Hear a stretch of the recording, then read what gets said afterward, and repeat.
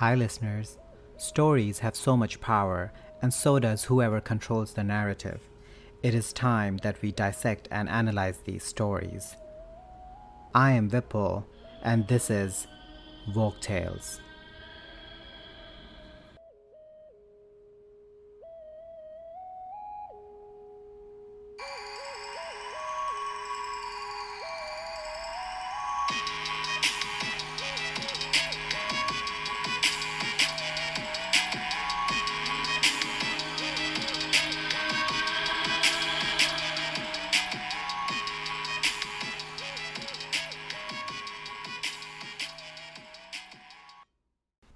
Hi, everyone.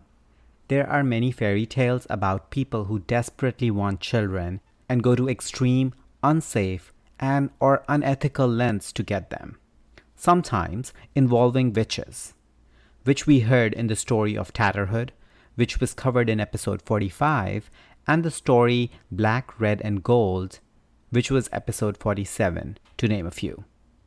Needless to say, witches can be a quintessential part of fairy tales. So, on that witchy note, it's time for today's story, which is a Hungarian fairy tale, Uletka. A childless woman decides to strike a deal with Sun himself. If he sends a little girl to be her daughter, he can have the child back again when she is 12 years old. The son is apparently fine with this custody arrangement because he sends the woman a child called Uletka. Mother and daughter are very happy together, but years pass and the agreed upon birthday is suddenly very near indeed. One day, Uletka is outside picking herbs when a tall and elegantly dressed man comes to her with an ominous message. Uletka, when you go home, tell your mother to remember what she promised me. Only Uletka's mother has no intention of keeping that bargain. She loves her daughter and can't bear to lose her. She closes all the windows and doors of their house, stops every crack so that they are in perfect darkness. The sun, however, manages to send a single ray of light through the keyhole, and in so doing spirits Uletka away. In the house of the sun, Uletka is tasked with fetching straw for her new father's golden horses. Her feet make a sighing sound in the straw, which reminds Uletka of her despairing mother, which makes her despair herself. But when she finally returns to the sun, and he asks what kept her in the barn so long, she tells him it was because her shoes were too big, and her feet slipped around inside them. So he fixes her shoes. Then he sends her to the spring for water, and she watches the water flow.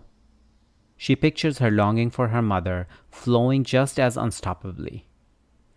She is late back to the sun's house again, and this time blames her petticoat for being too long. So the sun fixes her clothes. Her next errand is to a cobbler, because someone has the job of making the sun's glorious golden sandals. And the creak of the leather in Uletka's hand sounds to her like the creak of a miserable heart. When the sun asks her yet again why she is so slow in returning to his house, she tells him that her hood is too wide and she can't see properly. So he fixes her hood. It takes a long time, but finally the sun sees past these excuses and realizes how unhappy the girl really is. He follows her to the barn to see what she does, and when he hears her sobbing for her mother, he decides to send her home. But he requires appropriate transport, and the foxes who are his first choice are entirely too inclined to view their passenger as a mid-journey snack. So the son asks a pair of hares to escort Uletka instead. When they get hungry, they tell Uletka to climb a tree for her own safety and wait for them to eat their fill of grass, which is quite reasonable. Unfortunately, a witch happens to pass by underneath that tree. She is a witch without much moral complexity. She looks at the girl and sees a meal. She calls to Uletka, trying to cajole her from the tree. "Come down and see what beautiful shoes I have on," she coaxes. But Uletka's shoes are much nicer. Hardly surprising given the sun's exacting fashion standards. Next, the witch tries to guilt her. I'm in a hurry, my house is not yet swept. She shouts up to Uletka, who tells her to go and sweep it then. The witch does, and when she comes back, she's holding an axe. This time, the sweet talking has an ominous edge, paired as it is with a sharp blade. Uletka, Uletka, the witch calls. Come down and see what a beautiful apron I have on. Uletka will not come down. Uletka, Uletka, the witch cries. Come down, or I will cut the tree down and eat you. As if she wasn't planning on doing precisely that no matter what. Cut it down, Uletka shouts back, and then eat me. So the witch hacks at the tree, but it has its own magic and refuses to be cut. Come down, the witch yells, for I must feed my children, which is an interesting insight into predatory witch psychology, if she thinks that this is an argument that will have any sway with Uletka, the intended meal. It doesn't, obviously. The witch goes away again to prepare some other dinner for her children, and Uletka calls desperately for the hares. They race back to rescue her from the tree and sets off for her mother's house as fast as they can, but the witch is soon behind them and rapidly gaining ground. The hares run across a field and call to the workers digging there to say nothing of their passing. When the witch stops to ask where her quarries went, the workers inform her that they are planting beans and they will not say another word.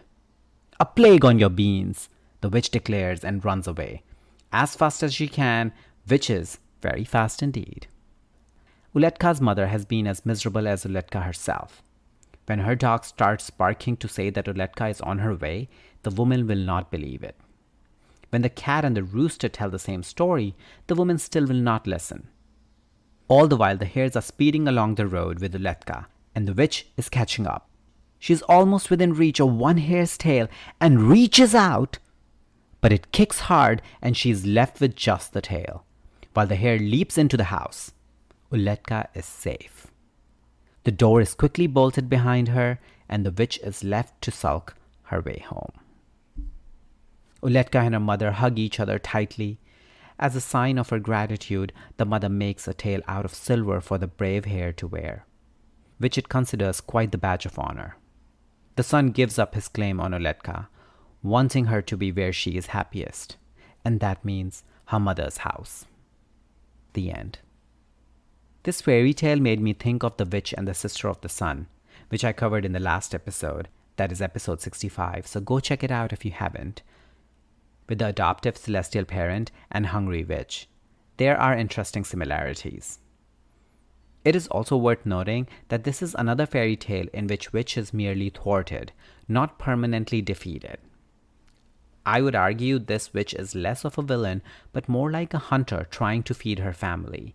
And while I'm certainly glad that Uletka escaped, I'm also very glad the witch's kids did not end the story as orphans. On that note, bye for now. Let me know your thoughts on the story and our discussion by emailing me on woketalespodcast@gmail.com or through social media at woketalespodcast on Instagram and woketalespod on Twitter. And please rate, review, and like Woke Tales Podcast, and don't forget to subscribe so you can easily access our weekly stories. If you have any story recommendations, or if you want to come dissect and analyze a story with me, give me a shout out on email or social media, because whatever you do, keep dissecting and keep analyzing.